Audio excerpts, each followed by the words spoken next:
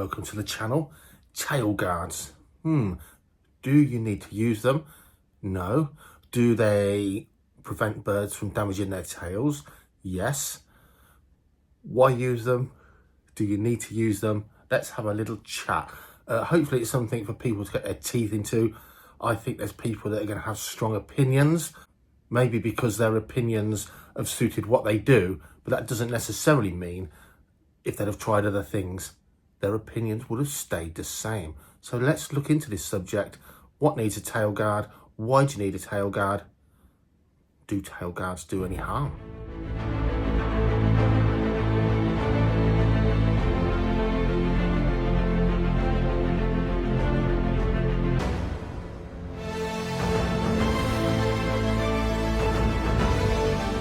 So the history of the tail guard, I don't actually know. You guys, if you can tell me the oldest known use of a tail guard on, say, goshawks that you know, let me know. I'd find that quite interesting. But for me, my first goshawk, I was 21 years old, and it came with a tail guard. Now, Ray Muttock, who was a wizard because he bred sparrowhawks and goshawks in Northamptonshire that were fully parent reared, and he was also a printer, and he used some of the plastic sheeting from the printing trade to make his own tail guards. Quite simple things, really. A hole at the top, going over the bell on the bird. There was no telemetry in those days, really widely used, and then it simply folded round the tail, scored and creased that plastic. It was lightweight, it did the job. Nowadays, commercially bought tail guards, they tend to be a bit like a damp-proof material. A lot of them, that's quite popular. Probably slightly heavier plastic, but a bit more softer and a bit more flexible for sure. So throughout this video, you'll see pictures of tail guards. It'll be self-explanatory how they work. They either hook over the tail bell, or they have built into them a telemetry clip like you'd have on your transmitter, and they'll clip into the transmitter ferrule on the bird's tail. So they've been around a longish time for sure, but they certainly weren't around forever. And people could still fly accipiters, goshawks and sparrowhawks, without tail guards and keep them in incredibly fine fettle. So why are they here? Why do we use tail guards? Tail guards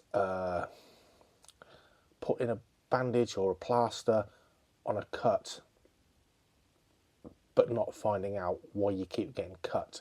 So maybe instead of removing the thorn bush from the entrance to your house, the front door, you're getting cut regularly and you're putting a plaster on them, or probably more on theme, you're wearing a thick jacket to avoid getting cuts even though it's a hot day.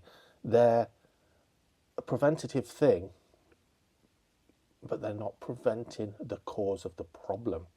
They're preventing the symptom. I think that's about right. Birds that we fly have different feather structures. Some are incredibly brittle. Even things like red-tailed hawks in their first year can have quite brittle primary feathers. Falcons with incredibly stiff feathers like bamboo. There's not a lot of flex on a falcon feather. Push it too far, it doesn't really bend, it just breaks. Goshawks, pretty similar. They've got lovely long tails. They are reasonably flexible, but pushing too far and they just snap. And that property, combined with, the length of their tail, therein lies the problem. And again, the fact that they're not wild, they're captive birds. And it comes down how we handle and manage our birds as falconry birds that is the cause of the problem. And also quite a lot to do with what we hunt and how we hunt with these birds. Weirdly, in the more modern decades, I think tail guards have become more employed because people have, to be honest, less skill at handling falconry birds than they ever did before. And there's only one reason for that, and it is the accessibility and the commonness of the Harris hawk. Poor old Harris, he gets blamed for everything. Harris's hawks are now flown by the masses of people for very good reasons. They're the go-to bird for people to begin their falconry career or journey, I hate that word, their falconry time, and they'd often now start with a Harris hawk. Before they'd have started with a buzzard if they were going to go on to fly goshawks. Well, they'd have started with a goshawk if they were going to go on to fly goshawks. There's nothing else in falconry. Aplomado falcon's closed, but there's nothing else in falconry that has the feather structure of a harrisawk.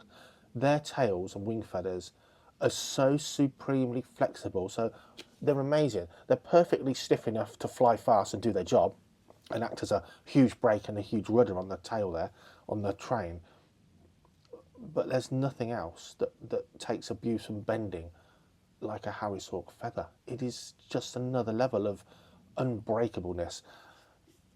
If you're regularly breaking the feathers on your harrisawk, then more than ever than anything else in this video, you've got to take a look back at how you handle and how you house your bird, because all birds are going to tip a feather here and there, now and again, but reasonably severe damage or anything more than very moderate damage on a harrisawk, you've got to look at the problem, because it's a one species that it's almost impossible to break their feathers without something going on to do with their housing to quite a serious level. So everyone starts with a harrisawk. They've flown harrisawks. They think, as a falconer, you think you're doing a really good job of how you handle your bird and how you house your bird. And why not? There's nothing wrong with the bird. It's got mint condition feathers. Why wouldn't you think that? And then somewhere down the line, you take on a goshawk and it starts destroying itself. It destroys itself when it's tethered, and it destroys itself on the glove. And you blame an awful lot of that because it's so good at catching stuff and it's wrestling with its prey, and that's where it's breaking its feathers. And for the most part, that's utter rubbish for sure. I hate tail guards. I don't like using them, and there's no need to use them. But there is a need to use them if your preferred way of housing the birds increases the chance of them breaking their feathers beyond belief. So let's look at some of the reasons that you really have to use a tail guard, I think. Number one, if you keep your goshawk regularly, I'm going to keep this mostly about goshawks because sparrowhawks are even harder to keep finer, but most people are going to be flying goshawks. If you keep your goshawk tethered to a raptor post for any length of time, for any reason, they have their places. I used to have one right near my window and on my patio, and the goshawk would sit there, and it was just kids, dogs, everything going on all the time around it. It was so well manned because it was passively manned a lot. They are going to break their feathers on a raptor post, and if you're going to put them on a raptor post, really you're going to have to put a tail guard on them because they are going to break their feathers on a raptor post. If you're going to keep your goshawks for any length of time on a swing perch, quite a high chance of them breaking their feathers on there because they'll go along the perch and they'll straddle the perch. The feather will go either side of the perch quite often. Not as bad as a raptor post baiting on there, but you're probably going to want to put tail guards on your goshawks if you keep them on a swing perch. If you keep birds on swing perches and raptor posts, remember it's like an old screen perch. They're ill or they can't lay down. They're most post not as bad, but they're gonna hang upside down. There's more chance of them hanging upside down from any kind of tangle if you get it wrong. But importantly, if you're reducing a bird's weight, you're not feeding it as much. That's a fact, isn't it? You might be giving it wash rabbit meat, and in that case, maybe not. But you're reducing their weight, and we all say, well, they get all their moisture from their food. Well, if you're not feeding them as much, they're not getting as much moisture. And on those perches, they haven't got accessibility to baths. So maybe you're going to have to put a bath in their mews or something. The fact that you can say they're having a shower when it rains, they don't need a bath. All our birds need the opportunity to drink because sometimes they need a few sips to balance that out. And if they're not getting as much food and they're not getting any moisture, their kidneys are getting hammered for sure. Back to tail guards. There are those reasons where you need them. If you're going to use a raptor post, you're going to need a tail guard on your bird, almost definitely. Do you need them all of the time? No. If you block out, perch out, weather out your goshawk, and you make the perch style, the tethering system, and the places you weather your hawk suitable so it doesn't bait and break its tail, it doesn't need a tail guard. A D-ring bow perch, got a chance that bird's going to bait, and the tethering ring will stay right at the top of the D. The leash is going to go right up through its tail, dragging its swivel through the tail, and it's going to bait, and it's going to shred its tail on that leash. you're going to use a bow perch, a long, low bow, the shape of a bow, not a Cupid's bow, shape of a long bow. Most of the time when the bird baits, the ring slides down onto the ground, so the leash is level with the ground, not running up through its tail. Straight away, you're saving the tail. If you're going to use a big D swivel attached to 2 short jesses, when the bird baits, that big clumsy lump of metal is going to be ragging through the bird's tail. But if you use short braided jesses and a braided leash extender and a small Sampo swivel, now when it baits, the swivel's beyond the length of its tail. You're just getting a thin bit of braid running there. But of course, it's not bouncing around much because now the tethering ring is down on the ground on the bow perch. I really like high ring perches. They can get hung up on them. Sometimes using a thin paracord leash like I do, sometimes they can bait over and hang up. Straight, it doesn't seem to damage their tail at all, but the bird can get hung up briefly. When they bait off of a ring perch, rotating ring perch means the leash should slip off, the tethering ring slides down to the ground. The leash isn't being dragged through the bird's tail when it baits. So look at your housing. Look at how you house them overnight. You might find that you don't need a tail guard in the day, but maybe you've got them on a loop perch setup in the evening, high on a counter level, and the bird has a paddy whack when you go into it. Certainly in the early days of training, has an absolute paddy whack. Scared, you're approaching it, it gets scared of you again, you're in that early stages. Personally, I'd hood mine overnight, or even put them in a massively oversized travel box, depending on the lures in your area. But I don't want that bird going ballistic as I approach it in those early days as training, smashing itself to bits. But if it's going to do that, maybe a tail guard's going to be helpful for you then. And by the way, this is for imprints and parent reared. Before people say, you're flying an imprint, parent reared, Dave, my imprints aren't like that. I've flown both and I've caught a lot of game with both. This year, not a lot of game at all. Birds that mantle heavily on their kills, typically an imprint, depends how you've imprinted it, they're mantling and they're ramming their tail into the ground to pull and to hide that food and to pull back on it. A lot of people use a tail guard then. As the bird's feeding, they'll pull its tail in and they'll wrap that tail guard around so it can't, and put the leash on and tether the bird to a glove or whatever, so it can't do that damage. Never had a bird doing that break its tail, oddly enough. There's an awful lot of weight for sure put on the fact that these birds break their feathers on kills, and it's nothing to do with a falconer, and it's out of his or her control. To the most part, there's an awful lot of rubbish in that.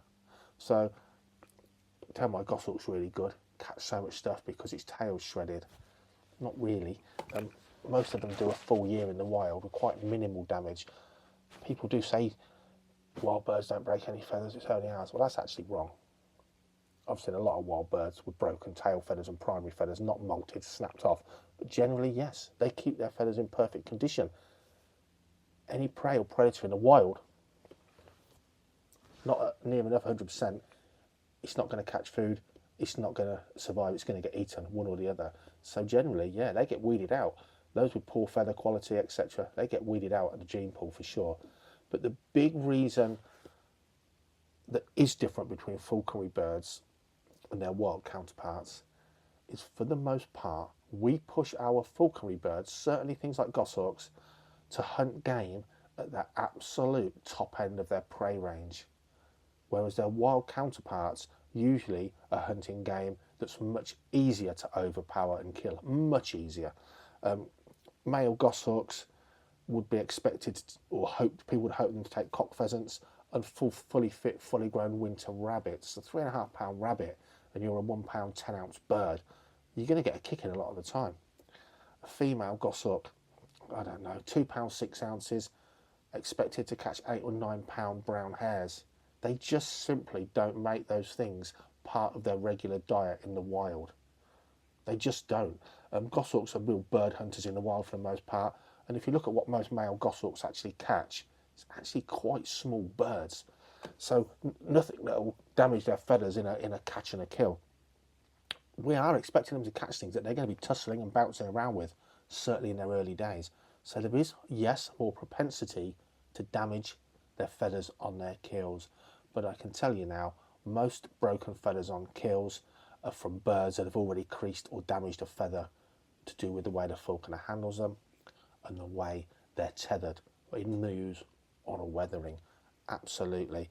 In fact, I remember this bird right at the end of the season catching this rabbit. It was just an average looking rabbit and it went ballistic, and this bird at the time was very, very skilled by then at catching rabbits, and it just went ballistic. It was like it had caught an 8-pound hare. It just went mental. This bird weren't going to let go, but it turned into some sort of full-on fight. It was in a load of stiff twigs, undergrowth, and poor old bunny, he got fed to the bird. The bird got a good feed on him. Sorted the bird out, and it broke a feather. And I was dismayed. I'd got that far, and it broke a feather. And yet that was at the end of season. He'd had those feathers quite a long months now, and it was a ballistic prey. It isn't really where they break their feathers. So I've never had to fuss about tail guards on birds on kills, imprint or parent reared, personally. Hopefully add some stories into this video. How you handle your birds, physically handle your birds on the glove, is where I see an awful lot of feather damage on the train of those birds. People really struggle to get it, and it's a really hard thing to teach. So when the bird baits, if it's baiting off the glove, and this is the end of its tail tips, and it's bouncing back at the glove, you can see the damage. Just look at the bird while it's baiting. It's damaging those feathers. You want that bird to be baiting, that the glove's there, and the tail's doing this kind of thing, not under here, baiting up and down. And you can have to modify the leash, the jessie length.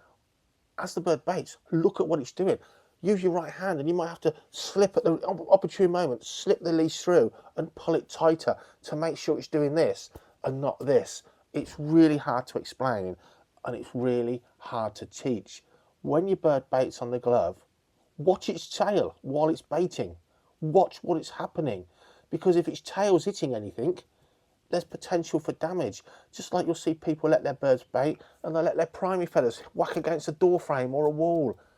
It's going to tip the feathers. Don't let it do that. Observe it in a bait. Don't just hold your hand out and think silly bird and let it sort itself out. Modify it in real time as the bird's baiting. Watch what's happening. Avoid these tail tips hitting that glove at all costs. When that middle of that tail goes, half the time it is people handling their birds wrongly because they've had a Harris hook for however long, and it's something they've never thought about. The Harris hook baits out, they hold it out, and it gets back on the glove. They don't even look at it because you don't need to. You've never thought of it because it's not something that's ever occurred. It's not occurred to you. It's never occurred. The bird hasn't broke its tail because its tail is so pliable. Goshawks, not so. So I'm going to say you don't need a tail guard for a bird on the glove. You don't need a tail guard for a bird tethered. You don't need a tail guard for a bird feeding on its kill. You don't need them. It's that simple. You might say, well, my bird broke. Well, modify other things and you won't need a tail guard. But I totally accept. For some people, it's easier. Putting that plaster on it's easier. And you might say, well, if it does the job, I don't need to look at anything else. I put a tail guard on, don't have a problem. One thing I really don't like about tail guards, and no one seems to think of this, I don't know why, the bird's preen gland is at the base of its tail. So first off, you've got to make sure the tail guard doesn't slip too far up to the top of its tail where its preen gland is, and actually cover that, because then the bird can't get any preening oil out of its preen gland to oil its feathers. But regardless of that, the bird can't preen its tail. It's unlikely, it won't properly preen its tail while you're out hunting. And if it's got a tail guard on all of the times, it's never oiling those tail feathers. So forgetting the fact they're now going to get wetter when you go hunting when the bird lands, its train's going to soak up water, forgetting all that, its tail feathers are getting gradually more and more brittle because they're not getting that oil and they're not being kept pliable and in good condition, because it can't ever oil its feathers and preen its tail properly. Noisy thing. So you're making its tail gradually more brittle, more likely to break over time because you're putting a tail guard on and you're preventing the bird carrying out its normal care of its feathers. And part of that is to keep them supple, clean, and in good condition. So it can actually have a completely opposite negative effect. The tail guard can make the tail more brittle over time for sure.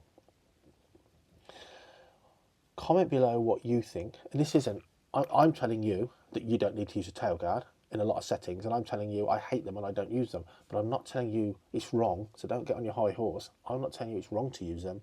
I'm just saying if it's something, especially if it's your first goshawk and you've just been conditioned into putting that tail guard on, think about why you're using it. Is there a better way? Can you do better? And that is fact. Can you do better falconry to keep your bird in better condition without slapping a plaster on it? Can you do a better job? So you don't need to. There is that element for sure. Another negative for tail guards, I've had this happen my first goshawk, and a friend's just had it happen recently with a bird of his, not with a tail guard for another reason. Goshawk breeders want them birds gone quick. As soon as they are hard penned, goshawk breeders want them gone because goshawks have a real bad habit of really, really beating on their parents as soon as they're hard penned, and they can kill their parents. So if you're a breeder, you just want people to come and get those birds as soon as they're hard penned. And it's really hard to tell unless you leave them another couple of weeks. At 9.5 weeks, it's hard to tell if that bird is fully hard penned. Has the blood gone right out of the bottom of the tip of that feather, the rooted end of that feather? Has the feather sealed up yet? Because you can bring them feathers back and it looks all right. My first goshawk, picked it up, I was told to put a tail guard on it, got it out of the box, it baited, tail guard fell on the floor. I thought, oh no, I've got to put it all back on my own. Then I realised its deck feathers were in the tail guard because they were still in the blood, just a tiny bit. They weren't hard and they weren't set into that bird as good as they could be. They hadn't finished growing 100%. The tail guard meant my bird had its adult feathers in its first year on its 2 deck feathers, because luckily they both grew back, and of course once they grow back they grow in next year's feathers. If you didn't know that, that's quite interesting. So if you pull your juvenile bird's feathers out, the next ones that grow will be next year's feathers. It'll have adult coloured feathers. So they can be damaging to your bird. Comment below what you think. Comment below what you do. Comment below, have you actually had a problem with your bird and you've realised what's breaking its tail and you've modified it? Have you changed the perching? Have you changed how you handle your bird? None of us like to be told we're doing things wrong, but at the end of the day, we're all doing things wrong to some degree all of the time, and we can all, every one of us, can change and improve our falconry and make it better for us, better for our birds, maybe just better at catching stuff. We're all doing it something wrong somewhere. Tail guards, I really loathe them. I understand they have a place. I've used a beautiful one on a sparrowhawk that was made by someone that used to volunteer at the Falconry Centre. She did a beautiful piece of artwork on an incredibly lightweight tail guard for a musket I was flying. Tail guards have their place, but my view is they're massively overused. And when I have people come on a course to learn about falconry, they're going to get a Harris hawk, they're planning that, and they've done a good job of everything, of all their planning, doing everything right, getting everything in place, and they ask me where they can get a tail guard from. It shows how prevalent they are in falconry, and that lack of understanding, I guess, which is fine if you're a novice, isn't it? You don't understand, you don't know. But if you're using a tail guard on a Harris hawk, and you found you need to, you've massively got to learn a lot more about handling those birds and housing those birds, because it sure as heck isn't ragging its tail out on the stuff it catches. Yes, all of our birds will break a feather, tip a feather, snap a feather here and there in the course of subduing game at the top end of the size they can take. Law of sod, if you're going to catch a lot of stuff, sooner or later it's going to happen. I wanted to use birdie as an example, but I know you're all going to go, Dave, you've caught with it. So don't be preaching to us about catching things with your goshawk. It's not my first goshawk. Caught a lot of stuff with goshawks. Flown goshawks for many, many years. But if you look at birdie, there are also different kinds of feathers and different bird behaviour.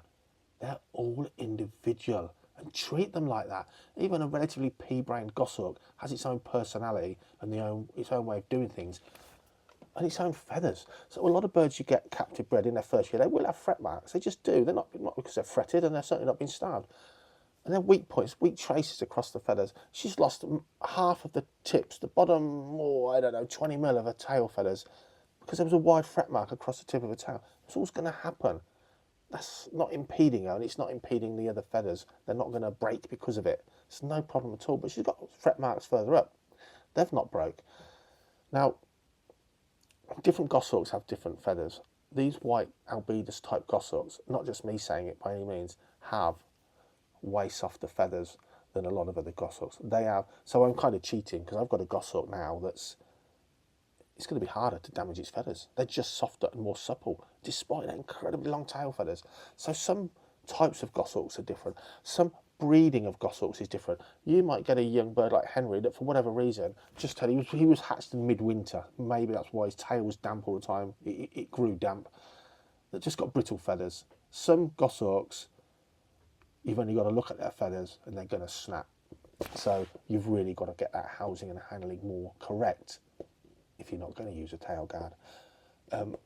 Someone asked me to look after their goshawk a couple of years ago, really good falconer, and it was a nightmare. It baited on a low rotating wing perch, and it baited on the grass, and it's literally every single bait, it was doing that with its tail. And you can watch that, and that is painful to watch because a goshawk's tail just doesn't like to do that, and it snaps, and the feathers start to snap. That was painful to watch. On a perch that other goshawks bait like this, ding, ding, ding, ding, and their tail's staying off the ground. It might be doing a bit of this, but some of them, they just bait in a way that's literally, you can see it's trying to snap their feathers. And yet you'll say, well, I've kept 2 goshawks on that kind of perching. I've never had that problem before. So there again, here's your choice. Modify the perching and the tethering system, or accept that the quick fix is to use a tail guard on that goshawk, even if you didn't use it on your previous one. As best as I can, I like to look at the problems mechanically, think how can we make that better, rather than slap a band-aid on it, as I'd say in America, and just fix it for now and create other problems at the end of the day. Now, there is a big flaw in all of that, and that is things you can't control. What if your next door neighbour gets a tree surgeon in and your bird's tethered in the mews or on a perch? Or in this case, a colleague accidentally pressure washed an aviary near where I'd left Birdie without realising Birdie was baiting and into the ground at this thrashing, horrible sound from her point of view. You can do your best, you can do it perfect, but there are sometimes things you can't mitigate for. And of course, had she have been wearing a tail guard, because that's what I did as a matter of course, like many do, in that instance, that damage wouldn't have occurred. Tell me your thoughts. I hope by this stage it hasn't just been my talking head, and there's been plenty of overlay from footage from guys on Facebook that have kindly sent me some. If your footage is on here, thank you so much. It's been really, really helpful. But really, just have a little bit of debate on this video. Tell me your views. No need to get snotty. Tell me your views. Do you fly a really mint goshawk without using a tail guard? Or do you just accept that it's the only way you can keep yours in good condition and that's the way it is? No judgment. Just start a conversation. See what other people are up to.